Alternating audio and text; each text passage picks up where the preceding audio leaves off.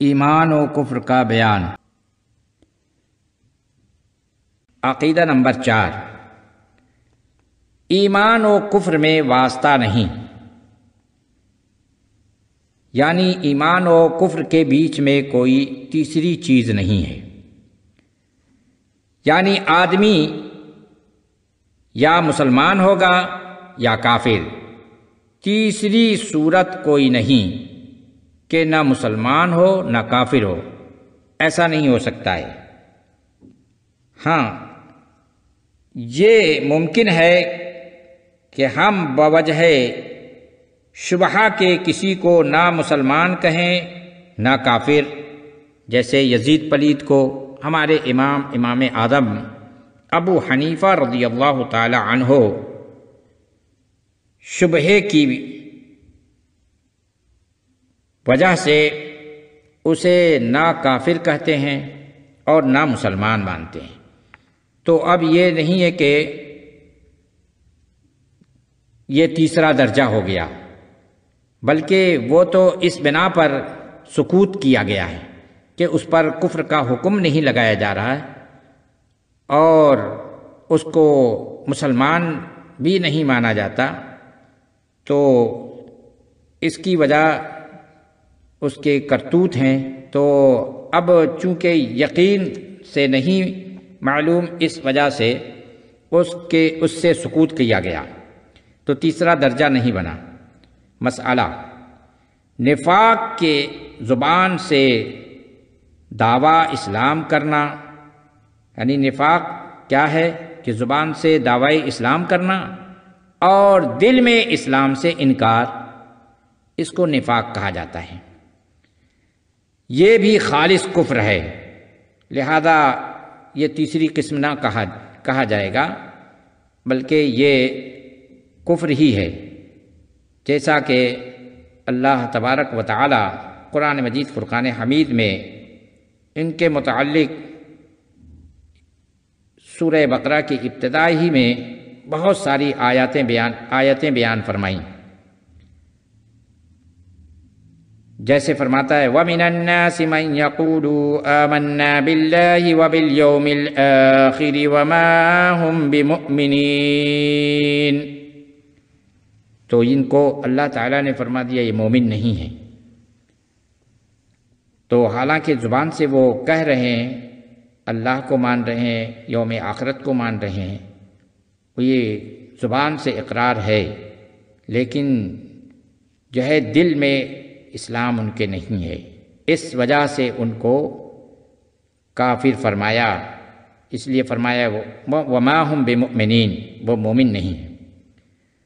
تو اس لیے نفاق بھی خالص کفر ہے، بلکہ ایسے لوگوں کے لیے جہنم کا سب سے نچلا طبقہ ہے، یعنی یہ لوگ کھلے ہوئے کافروں سے بھی بدتر ہیں، اس لیے ان کے لیے عذاب بھی جو بیان فرمایا تو یوں ارشاد فرمایا وَلَهُمْ عَذَابٌ أَلِيمٌ بِمَا كَانُوا يَكْذِبُونَ، تو ان کے لیے دردناک عذاب، اور کفار کے لیے فرمایا تھا وَلَهُمْ عَذَابٌ عَظِيمٌ، کہ ان کے لیے بڑا عذاب ہے اور ان کے لیے دردناک عذاب۔ تو دردناک عذاب جو ہے وہ بڑے عذاب سے بھی بڑھ کر ہے۔ تو جہنم کا جو سب سے نچلا طبقہ ہے وہ ان منافقین کے لیے ہے۔ حضور اقدس صلی اللہ علیہ وسلم کے زمانے اقدس میں کچھ لوگ اس صفت کے، اس نام کے ساتھ مشہور ہوئے کہ ان کے کفر باطن پر قرآن ناطق ہوا، یعنی قرآن مجید نے کھلم کھلا ان کے کفریات کو بیان فرما دیا۔ نیز نبی کریم صلی اللہ علیہ وسلم نے اپنے وسیع علم سے ایک ایک کو پہچانا اور فرما دیا کہ یہ منافق ہے، اور یہی وجہ تھی کہ آپ مسجد نبوی میں منبر پر جلوہ افروز ہو کر کے نام لے کر کے فلاں منافق نکل باہر، فلاں منافق نکل باہر، ہر ایک کا نام لے لے کر حضور نے ارشاد فرمایا۔ تو وہ آپ کا علم وسیع ہے جو اللہ تبارک و تعالیٰ نے انہیں عطا فرمایا۔ اب اس زمانے میں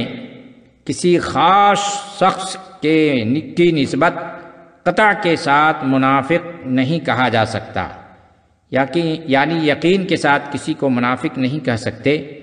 کہ ہمارے سامنے جو دعوی اسلام کرے ہم اس کو مسلمان ہی سمجھیں گے، جب تک کہ وہ خود ایسا کام نہ کرے یا زبان سے ایسی بات نہ بولے جو اسلام کے منافی ہے۔ تو وہ جب بولے گا تو اگرچہ دعوی اسلام کرے، وہ تو اس ایمان کے خلاف بکنے کی وجہ سے کافر ہوا، تو اس کو کافر مانا جائے گا۔ یا جو کافر ہیں اور جن کے کفر کا سبب اچھی طرح واضح کر دیا گیا اور بتا دیا گیا، تو پھر اس کے بعد ان کو بھی جو مسلمان مانے تو وہ بھی کافر ہو جائے گا، اگرچہ خود دعوی اسلام کرتا ہے۔ جیسے قادیانیوں اور دیوبندیوں کے کچھ علماء کے متعلق حرمین شریفین سے سوال ہوا تو وہاں کے علماء نے حکم کفر لگانے کے بعد یہ بھی فرمایا من شک فی کفرہ وعذابہ فقد کفر، کہ جو ان کے کافر ہونے میں اور ان کے اوپر اللہ کا عذاب ہونے میں شک کرے وہ بھی کافر ہو جائے گا۔ تو بہرحال یہ ہوا کہ جو شخص ہمارے سامنے دعوی اسلام کرے تو ہم اس کو مسلمان ہی سمجھیں گے جب تک اس سے وہ قول یا فعل جو منافی ایمان ہے نہ صادر ہو، جب تک ہم مسلمان مانیں گے۔ اگر کوئی فعل یا کوئی بات اس سے ایمان کے خلاف صادر ہوئی تو اب ہم اس کو مسلمان نہ مانیں گے۔ البتہ نفاق کی ایک شاخ اس زمانے میں پائی جاتی ہے کہ بہت سے بد مذہب اپنے آپ کو مسلمان کہتے ہیں اور دیکھا جاتا ہے تو دعوی اسلام کے ساتھ ضروریات دین کا انکار بھی ہے، تو اب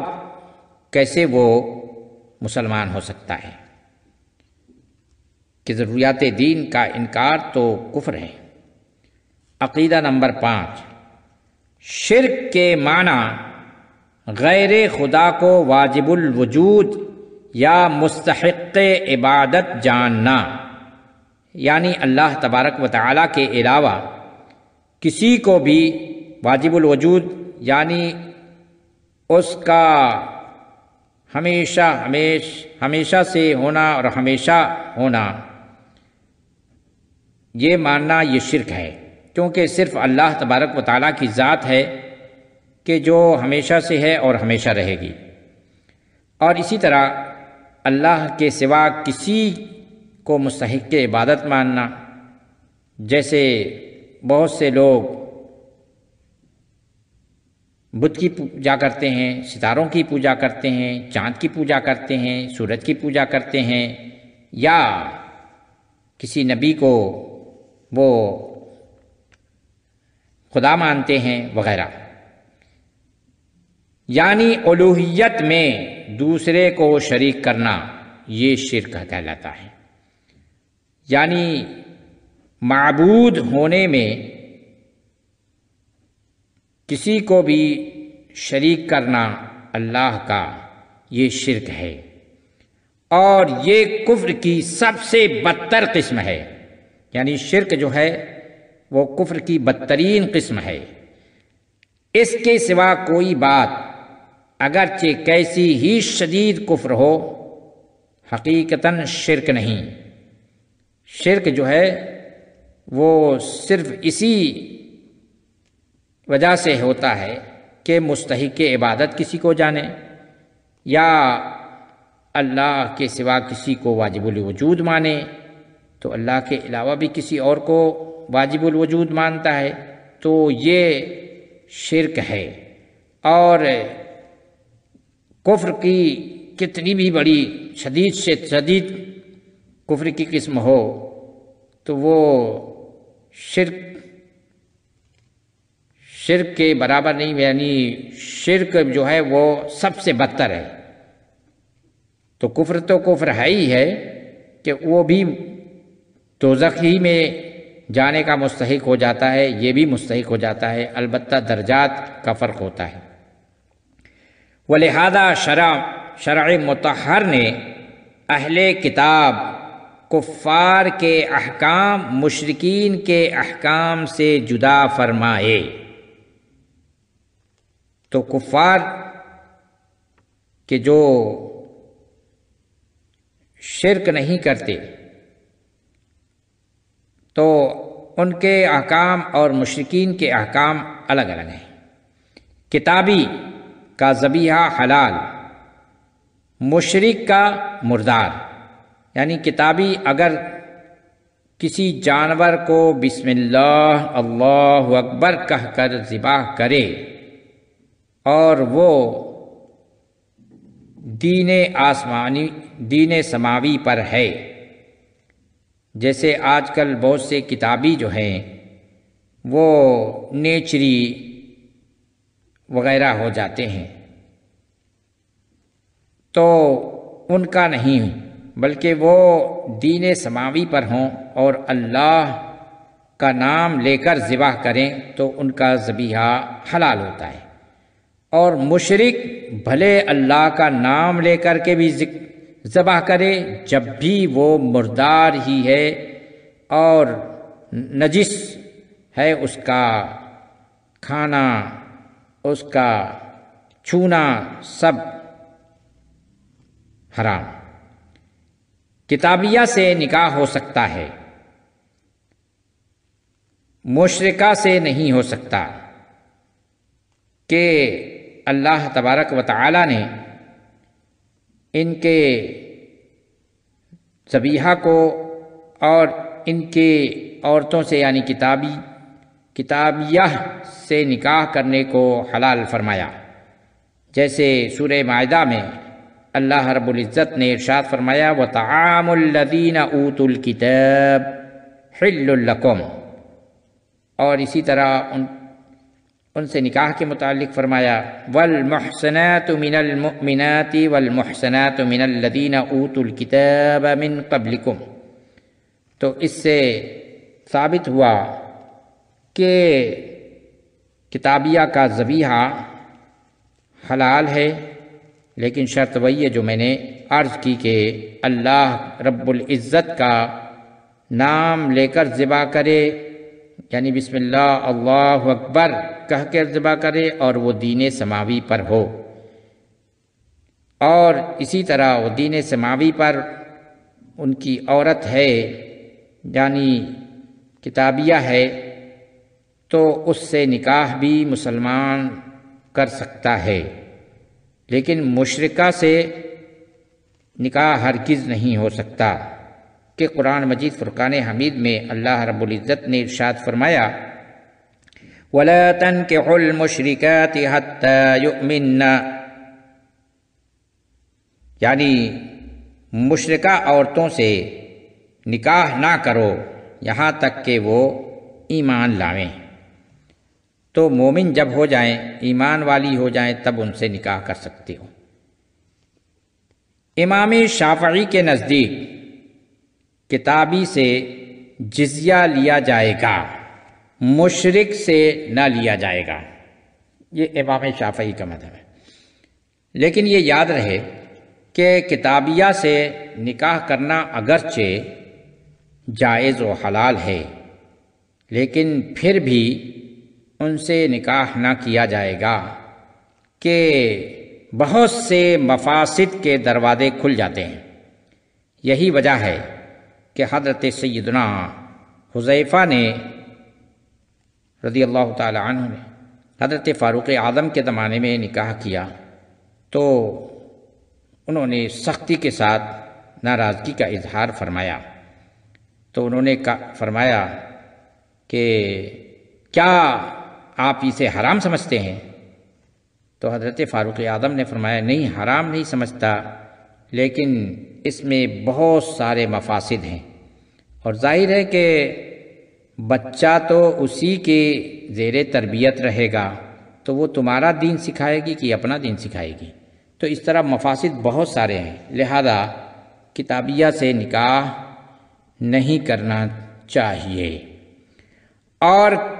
کبھی شرک بول کر مطلق کفر مراد لیا جاتا ہے، یعنی کبھی کبھار شرک بولا جاتا ہے لیکن وہاں پر مطلقاً کفر مراد لے لیا جاتا ہے۔ یہ جو قرآن عظیم میں فرمایا کہ شرک نہ بخشا جائے گا، وہ اسی معنی پر ہے، یعنی اصلاً کسی کفر کی مغفرت نہ ہوگی، باقی سب گناہ اللہ عز و جل کی مشیت پر ہیں، یعنی بڑے سے بڑا گناہ کرے کفر نہیں ہے تو کفر کی بخشش نہیں ہے۔ اور تو یہاں پر شرک جو بیان فرمایا گیا قرآن مجید میں کہ ان اللہ لا یغفر ان یشرک بہ، اور اسی طرح فرمایا گیا وَيَغْفِرُ مَا دُونَ ذَلِكَ لِمَن يَشَاءُ۔ تو ان دونوں آیتوں کا مطلب کیا ہے کہ اللہ تعالی شرک کو کبھی، مشرک کو کبھی معاف نہ فرمائے گا، یعنی اس کی مغفرت نہ ہوگی۔ تو یہاں شرک سے مراد کفر ہے۔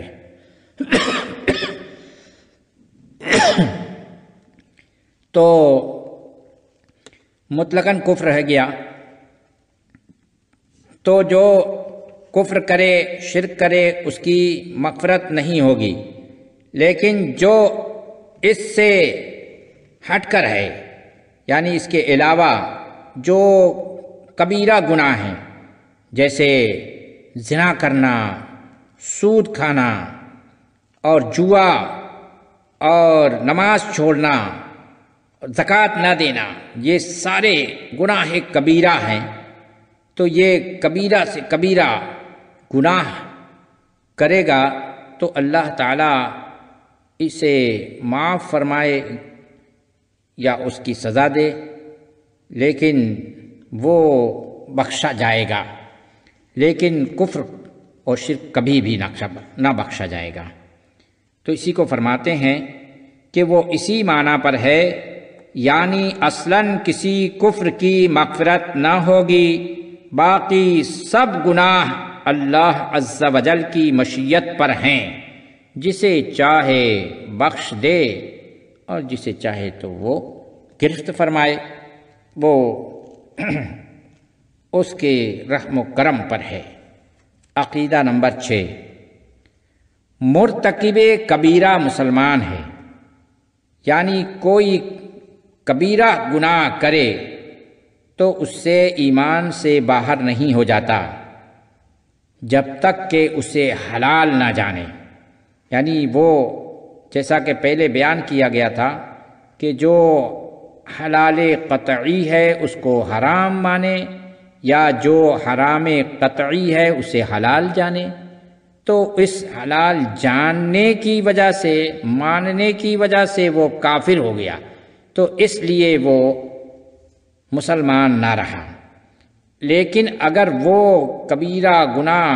اور جو قطعی طور پر، یقینی طور پر وہ حرام ہے اور اس کام کو وہ کرتا ہے، اس کو حلال نہیں جانتا، تو وہ مسلمان ہی رہے گا، البتہ بڑا سخت گناہگار مانا جائے گا۔ مثال کے طور پر زنا کفر ہے، زنا کبیرہ گناہ ہے، تو جو زنا کو حلال جانے اور پھر زنا کرے تو حلال جاننے کی وجہ سے وہ اسلام سے باہر ہو جاتا ہے، اور اگر صرف زنا کیا، اس کو حلال نہ جانا، تو وہ گناہ تو کیا اور گناہ کا مرتکب ہوا لیکن مسلمان رہے گا اور جنت میں جائے گا، خواہ اللہ عز و جل اپنے محض فضل سے اس کی مغفرت فرما دے یا حضور اقدس صلی اللہ علیہ وسلم کی شفاعت کے بعد، یا اپنے کیے کی کچھ سزا پا کر اس کے بعد کبھی جنت سے نہ نکلے گا۔ یعنی اللہ تعالیٰ اگر اس کے اوپر اپنا فضل و کرم فرما کے درگزر فرما دے، معاف فرما دے، تو وہ ایسے ہی جنت میں چلا جائے، یا رسول اکرم صلی اللہ علیہ وسلم شفاعت فرما کر اسے جنت میں داخل کر دیں، یا یہ کہ اس کو کچھ عرصہ جہنم میں سزا دے کر کے اللہ رب العزت اس کو پھر جنت میں داخل فرمائے، تو اب جنت میں داخل ہو جائے گا، تو اب جو جنت میں داخل ہو گیا تو وہ کبھی نہیں نکلے گا، جیسا کہ جنت کے دوزخ کے بیان میں عرض کیا گیا۔ مسئلہ، جو کسی کافر کے لیے اس کے مرنے کے بعد مغفرت کی دعا کرے، یا کسی مردہ مرتد کو مرحوم یا مغفور، یا کسی مردہ ہندو کو بیکنٹھ باشی کہے، وہ خود کافر ہے، کیونکہ کافر کو مسلمان ماننا، تو مسلمان جو یا اس کے لیے دعائے مغفرت کرنا، یہ سب کفر ہے۔ تو جو کسی کافر کو اس کے مرنے کے بعد اس کے لیے دعائے مغفرت کر دے تو اس سے بھی ایمان ضائع ہو جائے گا۔ اور آج کل لوگ پرواہ نہیں کرتے اور ہر ایک کی نماز جا کر بڑی خوشی خوشی پڑھنے لگ جاتے نماز جنازہ، حالانکہ جن کے اوپر کفر ہے تو ان کی نماز جنازہ پڑھنا خود کو کافر بن کر لینا ہے، تو وہ نماز جنازہ پڑھ کر کافر ہو جاتا ہے۔ جیسے رافضیوں کی جا کر نماز پڑھ لیتے ہیں،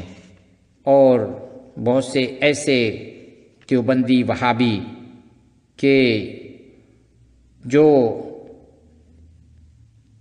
اپنے اکابر کی کفریہ اور کفریہ قطعیہ عبارتوں کو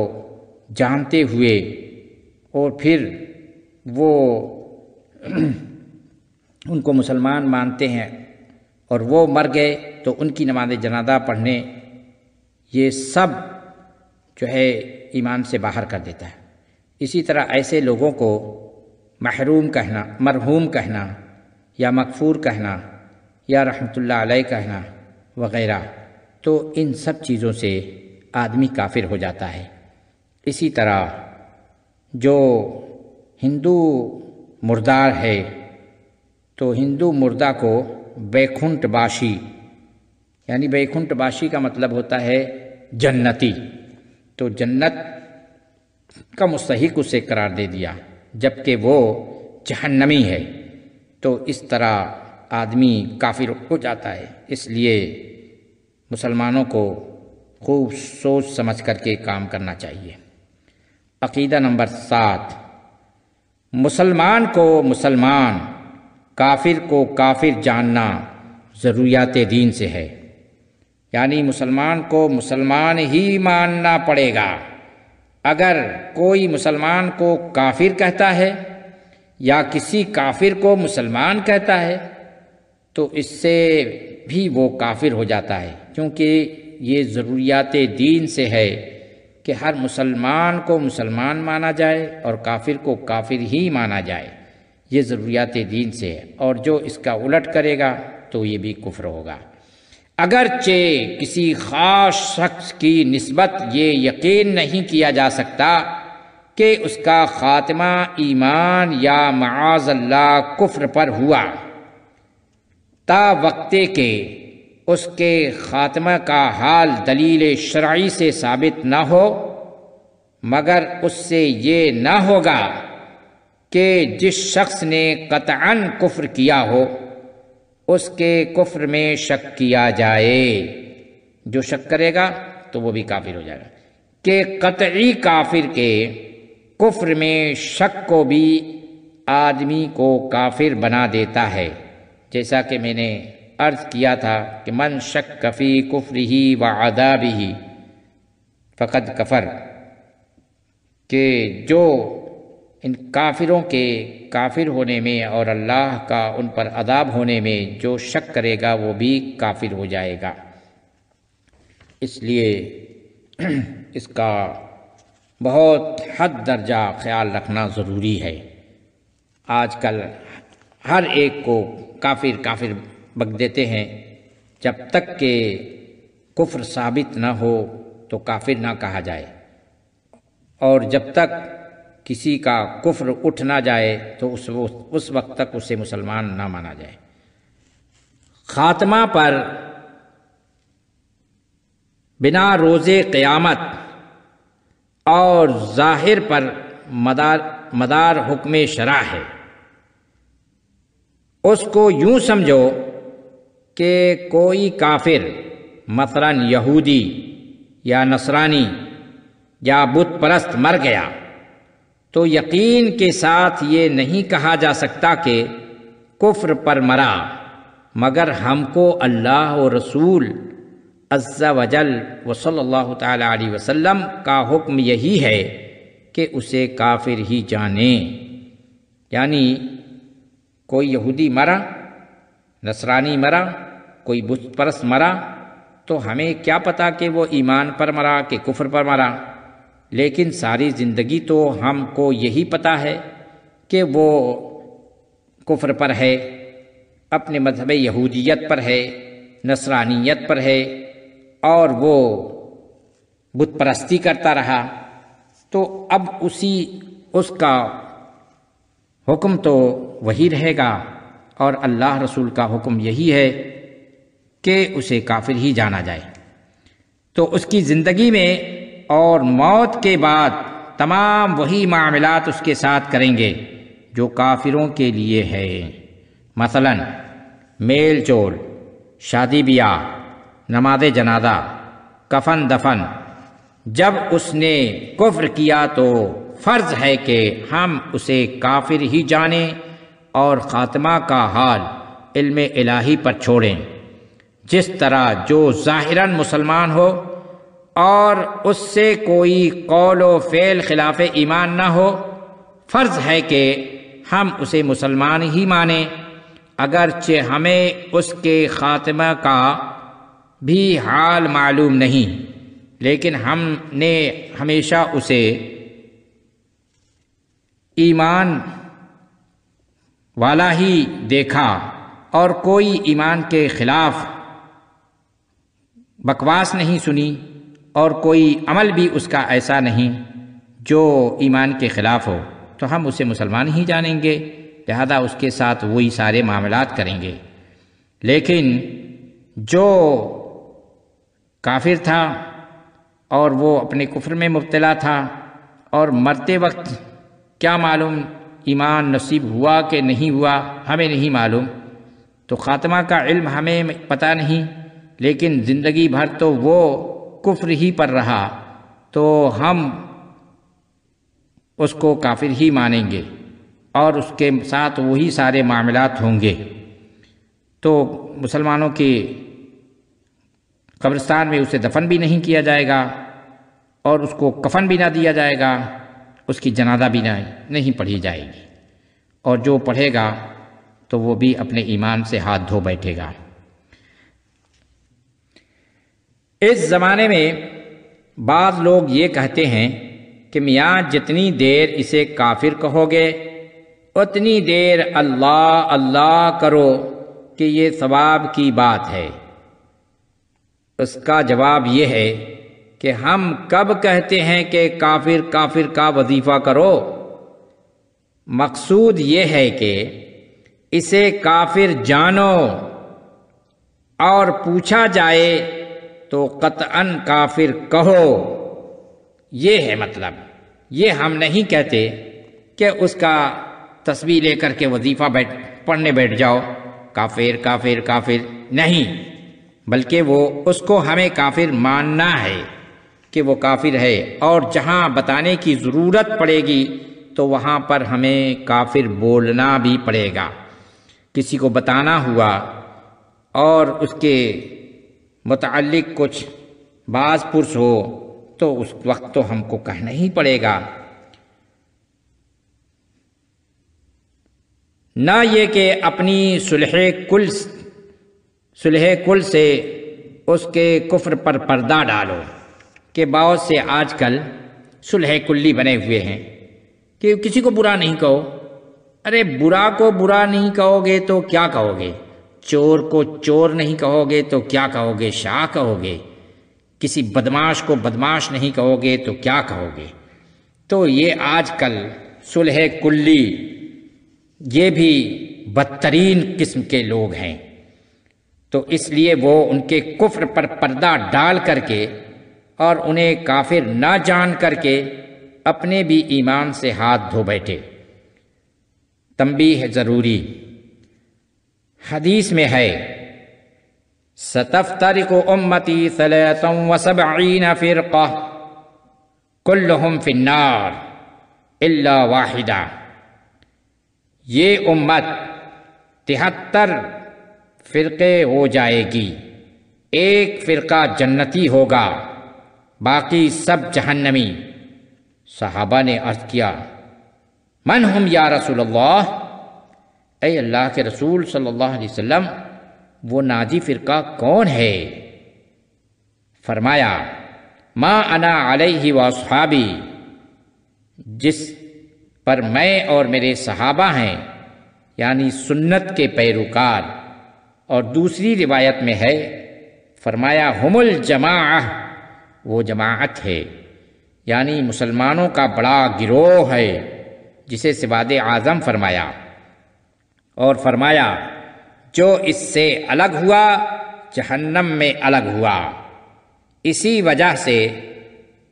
اس ناجی فرقہ کا نام اہل سنت و جماعت ہوا کہ حضور صلی اللہ علیہ وسلم نے جب فرمایا کہ میری امت کے، اب یہ بھی ذرا سمجھنے کی ضرورت ہے کہ حضور نے انسان کو نہیں فرمایا، بنی نوع آدم کو نہیں فرمایا، بلکہ اپنی امت کے بارے میں فرمایا کہ میری امت کے 73 فرقے ہو جائیں گے اور سب کے سب جہنم میں، صرف ایک ہی جنت میں جائے گا۔ اور اس کا جنتی فرقے کا پتہ صحابہ نے پوچھا، ان کو پوچھنے کی ضرورت نہیں تھی، لیکن بعد میں آنے والوں کے لیے وہ ان کی کرم نوازی ہوئی کہ حضور سے پوچھ لیا، کیونکہ ان کو کیا ضرورت تھی، وہ تو خود آقائے دو جہاں صلی اللہ علیہ وسلم کے دامن سے وابستہ تھے،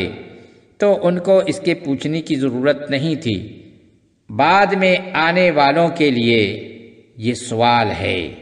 کہ وہ کون لوگ ہیں جو جنت میں جائیں گے؟ تو حضور نے فرمایا ما انا علیہ و اصحابی، کہ جس پر میں ہوں اور میرے صحابہ۔ حضور نے صرف یہ نہیں فرمایا کہ ما انا علیہ، جس پر میں ہوں، معلوم یہ ہوا کہ صحابہ کا طریقہ بھی اپنانا جنتی ہونے کے لیے لازم ہے۔ اور اب تو زمانہ ایسا آ گیا ہے، جناب صحابہ کرام رضوان اللہ تعالی علیہم اجمعین پر طعنا و تشنیع کرتے ہیں۔ کوئی بھی ایک صحابی ہو، حضرت امیر معاویہ ہوں یا جو بھی صحابی تو صحابی ہے، کسی بھی صحابی کے متعلق کچھ بکواس کرنا یہ گمراہی و بددینی ہے۔ اس لیے کسی صحابہ پر انگلی اٹھانے سے 1000 مرتبہ پہلے سوچے۔ تو حضور نے جو فرمایا تو ما انا علیہ و اصحابی، کہ جس پر میں ہوں اور میرے صحابہ، تو معلوم یہ ہوا کہ میرا طریقہ اور صحابہ کا طریقہ اسی کو سنت کہا جاتا ہے، تو اس لیے جو اس کا پیروکار ہوگا تو وہ اہل سنت کہلائے گا۔ اور دوسری روایت میں ہم الجماعہ فرمایا، تو اس لیے اس دوسری روایت کے ایک ٹکڑے کو اس میں ملایا، تو اس طرح اہل سنت و جماعت ہمارا نام ہو گیا۔ تو حضور صلی اللہ علیہ وسلم نے گویا ناجی فرقے کا نام اہل سنت و جماعت بیان فرمایا ہے۔ تو ان گمراہ فرقوں میں بہت سے پیدا ہو کر ختم ہو گئے، بعض ہندوستان میں نہیں۔ ان فرقوں کے ذکر کی ہمیں کیا حاجت کہ نہ وہ ہیں نہ ان کا فتنہ، پھر ان کے تذکرے سے کیا مطلب؟ اسی وجہ سے صحابہ کرام نے سارے فرقوں کے بارے میں نہیں سوال کیا، صرف ان لوگوں کا پوچھا جو جنت میں جائیں گے، تو جنتیوں کے بارے میں پوچھا۔ تو ہم کو تو غرض جنتیوں سے ہے اور جنتی بننے سے ہے، تو اس لیے ہمیں اسی کو فالو کرنا ہے اور اسی طرف ہمیں دھیان دینا ہے، دوسرے فرقوں کا ہم سے کوئی مطلب نہیں، تو اس سے ہمیں کوئی غرض و غایت نہیں اور اس سے ہمیں کوئی تعلق بھی نہیں رکھنا ہے۔ جو اس ہندوستان میں ہیں مختصراً ان کے عقائد کا ذکر کیا جاتا ہے کہ ہمارے عوام بھائی ان کے فریب میں نہ آئیں، کہ حدیث شریف میں ارشاد فرمایا ایاکم و ایاہم لا یضلونکم ولا یفتنونکم، اپنے کو ان سے دور رکھو اور انہیں اپنے سے دور کرو، کہیں وہ تمہیں گمراہ نہ کر دیں، کہیں وہ تمہیں فتنے میں نہ ڈال دیں۔ اس لیے تمام بددینوں سے، جتنے فرقے گمراہ و بددین ہیں، ان سب سے دور رہنا فرض ہے، کہ ہمارا ایمان بھی برباد ہو جائے گا۔ تو ان فرقوں کا انشاءاللہ یکے بعد دیگرے جو یہاں ہند و پاک میں پائے جاتے ہیں، تو ان کا مختصراً ذکر ہوگا انشاءاللہ تبارک و تعالی۔ جو کچھ بیان کیا گیا اللہ تبارک و تعالی اسے ہمیں سمجھنے کی توفیق دے اور اسی کے مطابق ہمیں عمل کرنے کی توفیق عطا فرمائے۔